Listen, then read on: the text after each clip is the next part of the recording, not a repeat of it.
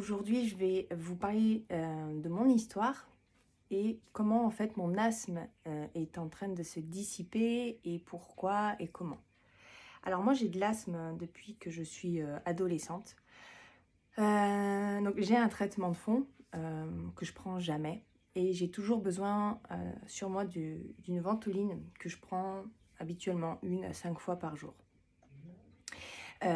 Cet asthme-là, donc j'ai grandi avec, j'ai évolué avec et ainsi de suite. Dans ma vie de ces derniers temps, comme vous le savez, je suis très en introspection sur tout ce que je vis, tout ce qui m'est désagréable. Puis à chaque fois, en fait, je passe un cap et à chaque fois, c'est un apaisement supplémentaire qui vient s'installer à l'intérieur de moi.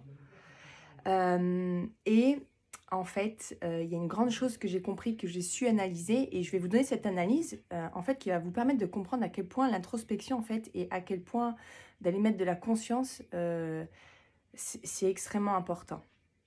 Alors, quand, j'étais enfant, donc moi j'ai vécu quelque chose d'assez difficile, une noyade, en vivant en Afrique avec mes parents et le temps de cette noyade, moi je m'en suis sortie, hein, j'avais 6 ans.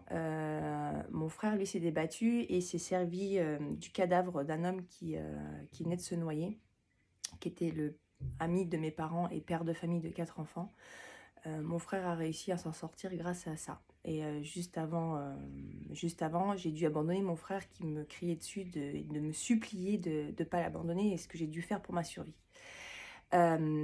Quand tout ça s'est passé, en fait, un homme était mort, un père de famille, l'ami de mes parents, donc naturellement toute la tension s'est portée autour de ça.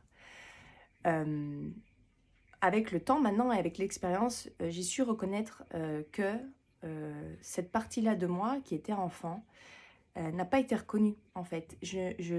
En fait, mes parents à cette époque-là, on était vivants, tout allait bien. Et on m'a pas posé de questions, comment est-ce que j'allais, comment est-ce que je me sentais, est-ce que j'ai eu peur et toutes ces émotions en fait, eh bien je les ai gardées à l'intérieur de moi et voilà, elles étaient à l'intérieur de moi. Et donc ça naturellement, en tant que petite fille de cette époque, j'ai mis en place un mécanisme de survie en fait, face à tout ça et ma vie a été guidée littéralement par tout ce qui s'est passé ce jour-là.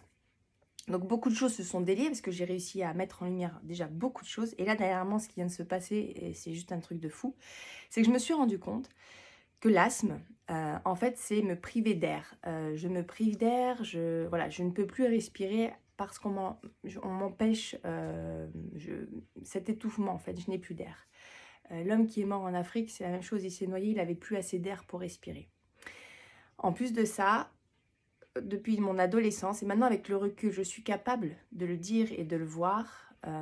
Les nombreuses fois où j'ai fait des crises d'asthme, où l'ambulance a dû venir pour m'amener à l'hôpital, mettre sous oxygène, c'est des crises que j'ai déclenchées. Sur le moment, je me mentais à moi-même et je voulais pas le reconnaître et de toute façon, personne ne m'a demandé ça. Mais maintenant, aujourd'hui, je peux le dire. Ce sont des crises que j'ai déclenchées et ces crises-là voulaient dire, regardez-moi la victime que je suis, regardez comme je vais mal en fait. Et je sais que je les ai déclenchées dans des moments où je me sentais pas reconnue, où je me sentais pas regardée, où j'avais besoin que l'attention soit tirée sur moi.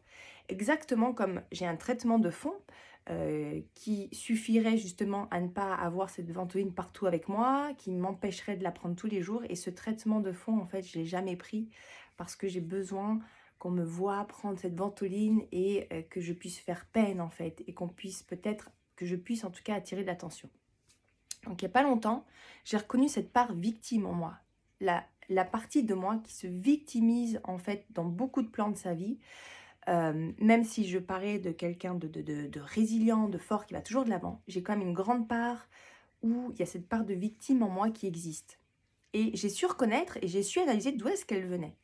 Alors, j'ai pris soin de cette partie-là. Je lui ai beaucoup écrit comme moi l'adulte aujourd'hui. Aujourd'hui, je te reconnais. Aujourd'hui, je sais à quel point ça a été difficile pour toi. Et j'ai vraiment fait un travail avec mon corps, hein, avec mes ressentis, avec l'écriture et tout ça.